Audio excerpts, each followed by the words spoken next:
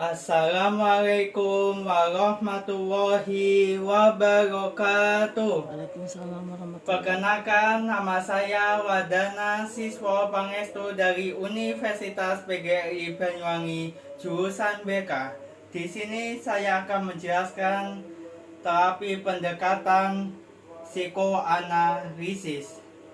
Oke, saya akan menjelaskan pertama yaitu biografis tokoh penemu dalam pendekatan psikoanalisis yang bernama Sigmund Freud. Sigmund Freud lahir di Australia tanggal 6 Mei 1856. Beliau juga ahli saraf dan ilmuwan psikologis.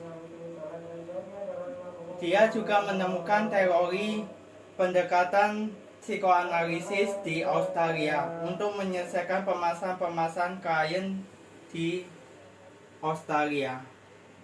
Dia juga membuka tempat konsultasi untuk masyarakat Australia untuk menyelesaikan permasalahan-permasalahan klien tersebut.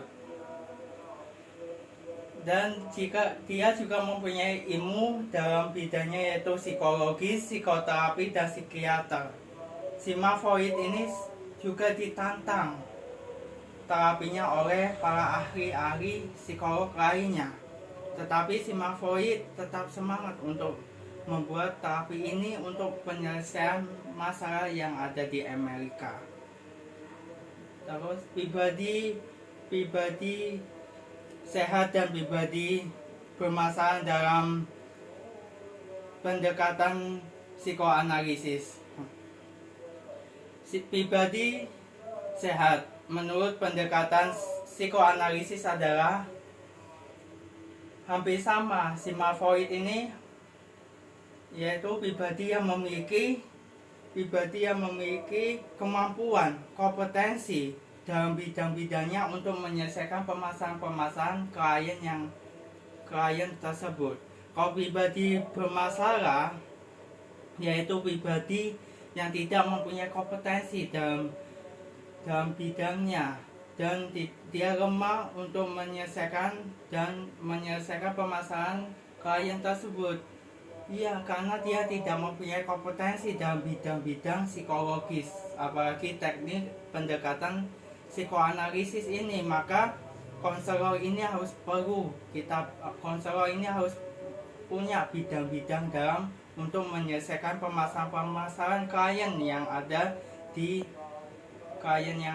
sekitarnya. Maka perlu kita bantu untuk menyelesaikan permasalahan tersebut dengan menggunakan teknik pendekatan psikoanalisis tersebut. Yang selanjutnya ada tujuan konselor dalam pendekatan psikoanalisis. Tujuannya adalah membantu mendorong motivasi agar klien ini tidak cemas dalam kecemasan. Misalkan dia cemas dalam trauma di masa lampaunya, maka kita harus memberikan solusi. Maka Mbak, jangan sampai maka permasalahan Mbak harus dibuang dan alihkan ke kegiatan yang positif seperti yang Mbak sukai. Maka inilah tujuannya, kita mendorong dan memberikan motivasi agar tidak konselor ini tidak cemas untuk permasalahan tersebut. Yang kedua adalah berilah kesempatan konselor ini untuk menceritakan permasalahan klien. Berilah kesempatan, karena kenapa? Klien ini butuh menyelesaikan permasalahan tersebut. Maka konselor harus membantu untuk menyelesaikan permasalahan tersebut. Misalkan dia trauma masa lampau, misalkan masa lalu, dia sering dibullying mulai dari SD sampai SMP, maka kita harus bantu. Maka Mas, permasalahan Mas ini harus diselesaikan agar tidak dalam benak emas ini, tidak pemasangan ini tidak terulang-ulang lagi. Maka konselor inilah perlu kita bantu, konselor inilah perlu kita bantu untuk menyelesaikan permasalahan-permasalahan dengan teknik apa? Psikoanalisis tersebut. Psikoanalisis ini memberikan motivasi terhadap penyelesaian permasalahan-permasalahan konselor tersebut. Terus peran utama konselor dalam konseling pendekatan psikoanalisis ini perannya adalah untuk meningkatkan konselor ini membantu klien untuk meningkatkan kesadaran diri, ketulusan hati dan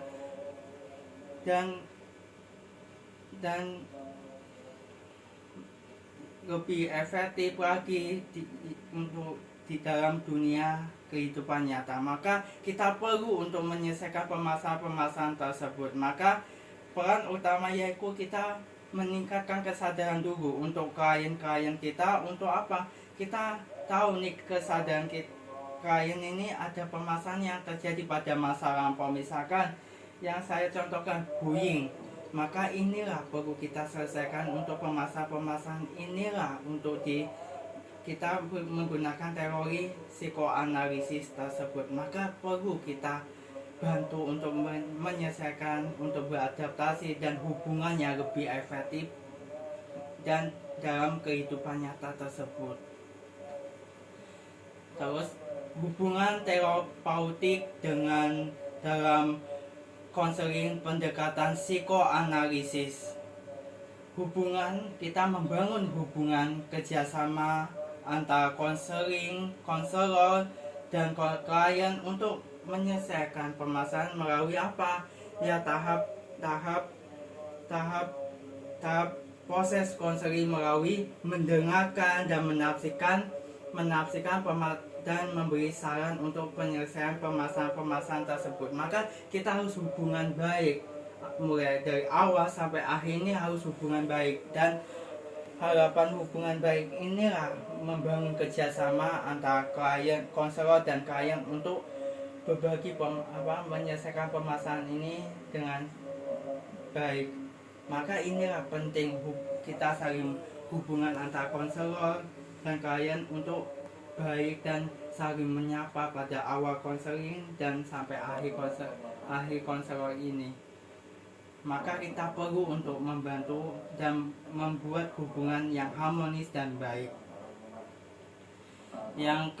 Selanjutnya adalah teknik-teknik dalam pendekatan psikoanalisis. Ada 4. Yang pertama, analisis mimpi. Analisis mimpi ini adalah sebuah prosedur atau menyajikan permasalahan, dan permasalahan klien ini di area ini ada yang belum kita selesaikan. Maka tugas konselor ini dalam teknik analisis mimpi ini perlu kita bantu untuk menyelesaikan permasalahan klien agar klien ini tidak trauma di masa lampau yang dulu. Maka kita bantu dan meningkatkan kesadaran diri agar teknik analisis mimpi ini perlu kita pakai untuk pendekatan psikoanalisis untuk memberikan solusi dan saran untuk penyelesaian permasalahan klien tersebut. Yang kedua ada asosiasi bebas. Asosiasi bebas ini adalah sebuah panggilan untuk permasalahan klien di masa lampau. Kita harus bantu karena klien ini perlu untuk menyelesaikan permasalahan tersebut, karena harus menggunakan teori asosiasi bebas. Maka konselor ini bisa menyelesaikan permasalahan dengan menggunakan asosiasi bebas untuk permasalahan masa lampau tersebut. Yang ketiga adalah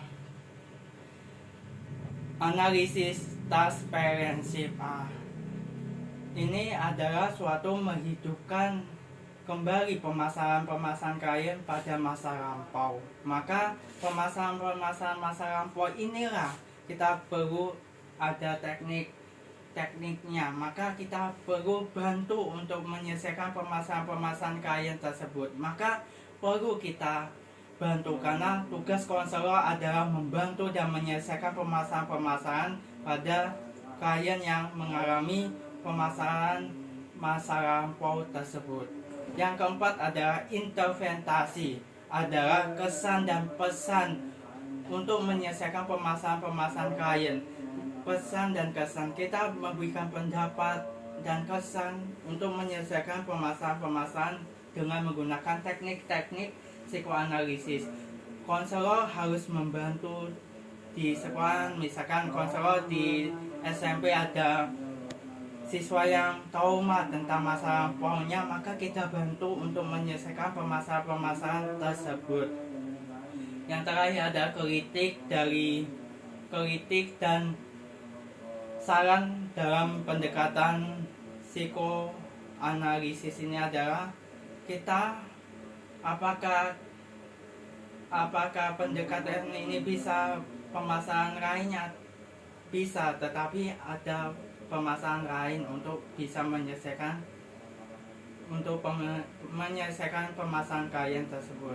Ada apa saja ya permasalahan masa lampau yang terjadi pada sekarang, maka kita bantu.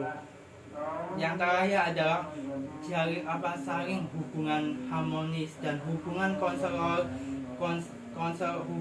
membangun hubungan konselor dan konselor ini harus baik agar proses konseling mulai awal sampai akhir ini klien ini merasa nyaman untuk melakukan tahap